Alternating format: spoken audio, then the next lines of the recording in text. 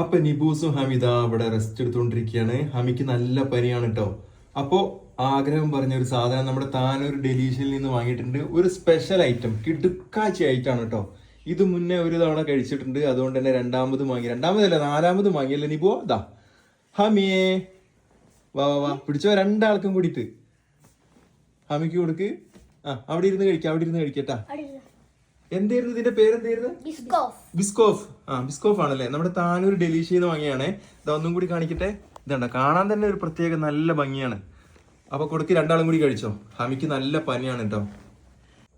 അപ്പൊ ദാ ഇതുപോലെ നല്ല ഭംഗിയിലൊക്കെയാണ് തരിക. നൈസ് ആയിട്ടാണ് കേട്ടോ. സാധാരണ മറ്റേ നമ്മുടെ കേക്കുകളൊന്നും കഴിക്കാത്തവർക്ക് ഇത് എത്ര വേണമെങ്കിലും കഴിക്കാം. സൂപ്പർ ആയിട്ടാണ്. കഴിച്ചോ കഴിച്ചോ.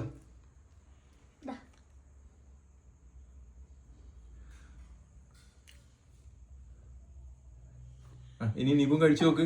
സാറില്ല കഴിച്ചോ. നല്ല ടേസ്റ്റുള്ള ഐറ്റാണ് അല്ലേ? സൂപ്പർ അല്ലേ? അതെ. അപ്പൊ ബിസ്കോപ്പ് വേണമെന്നുണ്ടെങ്കിൽ, ആർക്കെങ്കിലും ഇനി വാങ്ങണമെന്നുണ്ടെങ്കിൽ നമ്മുടെ താനൂർ ബസ് സ്റ്റാൻഡിലെ ഡെലീഷ്യ ലൈവ് കേക്ക്സ് കേട്ടോ.